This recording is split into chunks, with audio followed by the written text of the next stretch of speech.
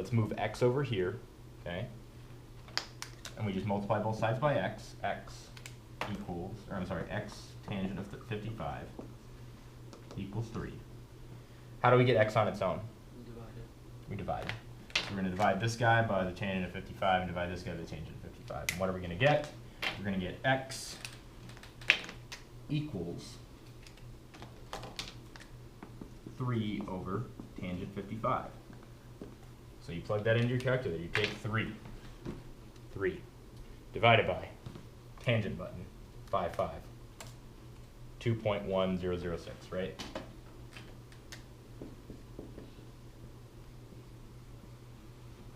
Cool.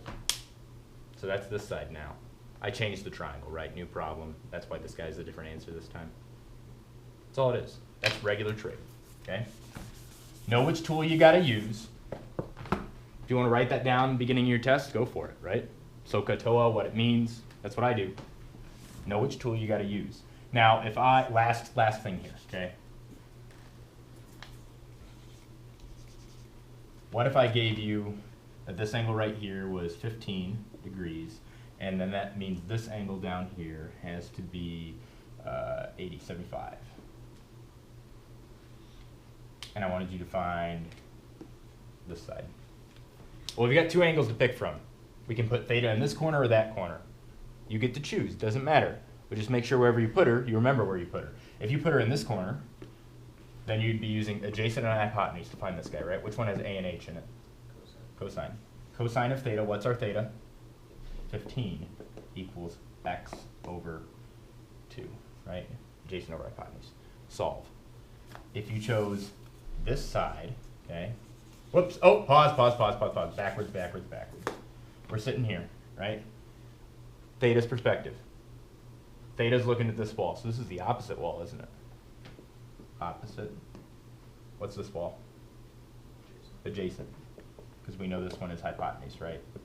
Wait, so why wouldn't you use the hypotenuse?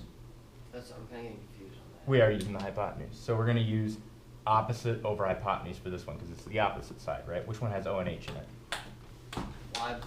Why wouldn't you do, how do you choose between opposite over hypotenuse or opposite over adjacent? Because if you chose opposite over adjacent, do we know what adjacent is? No. So if we did that, we would do opposite over adjacent, which is tangent, right? Tangent of what's our angle? 15 equals the opposite over the adjacent. We don't know what that is. Okay. You know what I mean? So we're using something we know and something we don't. All right. Good question. So let's set this up. If we're sitting here, we use opposite over hypotenuse, which is sine. So sine of 15 equals the opposite over the hypotenuse. Solve, right? You know how to do that. If you're sitting here, if you put your theta here, now we got to relabel our sides. Is that the adjacent side now? No, it's the opposite of theta, right? Theta's sitting here. She's looking across. That's the opposite side. Now it's adjacent here. So now we've got adjacent over hypotenuse, don't we? Adjacent over hypotenuse is cosine. So it's the cosine of 75, because that's our angle now, is the adjacent over the hypotenuse. Solve. It'll get you the same answer. You can pick either corner. But if you pick it, don't screw up. Don't put theta here and label your stuff and then say, oh, the cosine of 15 degrees. Your theta was here, right? Just make sure you're consistent. Questions on that? Are these good silences or bad silences? Just go to the... Okay, inverse trig. All right, so inverse trig. All this is I'll give you a triangle, and I'll give you all the sides. I'll give you this guy is 5, this is 3, and this is 4. And I want you to find theta. We didn't label our theta, did we? We don't know what theta is degree-wise. So to do that, you need to label your sides first. Theta's here, so this is what kind of side? Opposite, adjacent? Opposite. Or, yep, opposite. That means this is the height, right? We already know that, and this is the adjacent. 80J. Cool. Let's set up an equation. Do you want to do opposite over hypotenuse, adjacent over hypotenuse, opposite over adjacent? What do you want to do? Opposite over hypotenuse. That's the one everyone loves, which is sine. So sine is the opposite, which is 4. Whoops. Sine of theta, right? We don't know what theta is, so we just put that. Equals opposite, which is 4, over the hypotenuse, which is 5. Well, we want to get theta on its own. We're solving for theta now. Theta is our x we're looking for, right, our variable. Yep. So we know what sine of theta is, but we want to figure out what just theta is. So how do we get rid of this? Well, we do the inverse functions.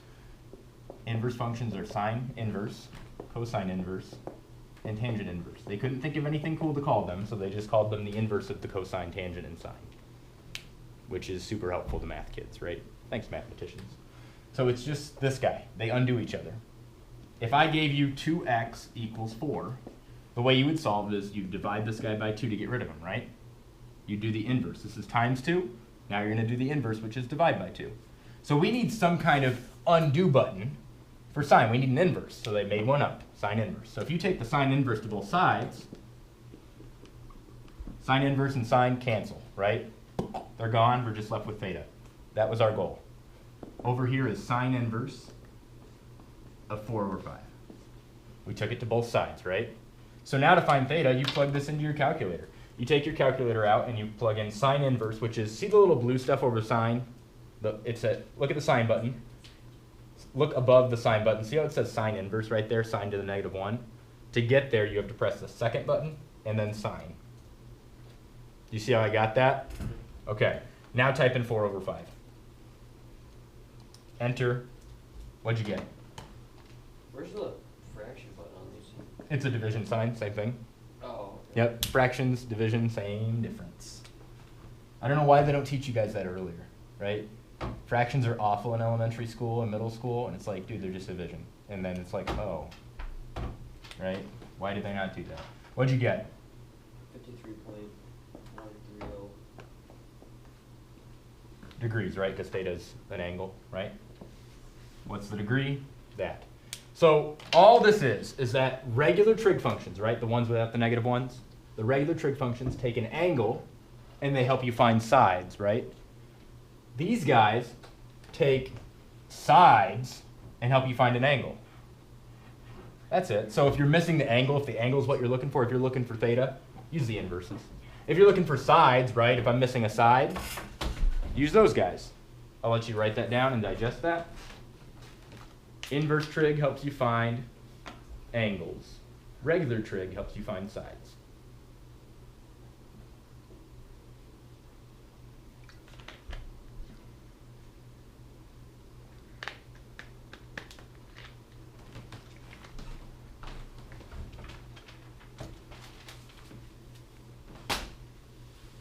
Cool. And they're just undo buttons, right? It makes sense. You want to get theta, not sine of theta. So how do we get rid of sine? We hire a sine killer, sine inverse. Okay, that's chapter 8, guys. The chapter from Hades. It's not that bad if we had time to really go into it and take it day by day in small little bites. I'm sorry we didn't. I wish I could have been here. I really do. Me too. So that's 8. The rest is easy sailing. And again, if you bomb, I think you'll get the simplifying roots pretty easy, right? Not too bad, right? 1 over root 3. Gotta get rid of that root 3 on the bottom. You know how to do that. P-fag. I think we got that. Maybe you won't be so great on special triangles, right? Maybe you'll forget that 45, 45s have equal sides, right? 45, 45, right? Maybe you bomb that and you get 1 out of the 2. So you've got 1, 2, 3, 4 problems are right. You missed 1 on here. And let's say you missed all 3 of the trig. You got half of chapter 8. That's still pretty good. Do I have like stuff on my face or no? Okay, because I got all this on my hand, but I worry you can see it. So even if you bomb this part right here, and you get only half of the special triangles, that's still 50% on chapter 8, and the rest you'll probably do really well on. So you'll get a good grade. You'll get at least a B, if not better. So don't stress too much, okay? But if you're good on these, this is the thing you might want to study, right? So let's talk chapter 9, rotation, reflection, translation. How do we feel about those? If I asked you to rotate an image 90 degrees, do you think you could do it? Yeah. Do you want me to go over that or no? I'll probably go over translation. Translation, I don't really know. Okay, let's just do a real brief talk about it. So, translation, given a coordinate plane, and I give you this guy, okay? I give you a line segment from here to here. We call it A and B. and I want you to translate it, right? So I'm gonna give you this, x plus 1 and y minus 1. All this means is, whatever your coordinates are for your image, add 1 to the x values and subtract 1 from the y values. Okay. So what's our coordinates here? What's the coordinate for A? -2, 2, 1. well, okay. Close, yep. What's B? -1. Yep. There are your coordinates. So let's find our new ones. We're going to add 1 to the x values and subtract 1 from the y. So A prime is going to be, what's the coordinates for this guy? Add 1 to the x, -1. Subtract 1 from the y. 0. What's B prime going to be? Add 1 to the x, subtract 1 from the y. Cool. So let's plot these points. A prime is going to be -1, 0. Well, that's right there. Thanks, A prime. Did it. What's B going to be? 0, 0, the origin. Connect them. You just translated that thing. Find the coordinates and do the thing. That's really all translation is. Reflection, that was one where we drew the steps, right? Yeah. So let's talk reflection and rotation real quick, which is better to do on a smart board. Do I want to use the smart board? I'm fine with that if everybody else is. No. No, I know how to do it. Okay. Yeah, reflections is the thing you want to talk about, though? Yes, please. Okay. Do I do it on the smart board? I probably should. Can we save the rest of chapter 9? How about we save chapter 9 to the end? I can hook up the smart board. Okay? All right, let's go into chapter 10. Remind me about 9. Okay? Chapter 10. Find the area of the quad or the triangle. So if I give you this,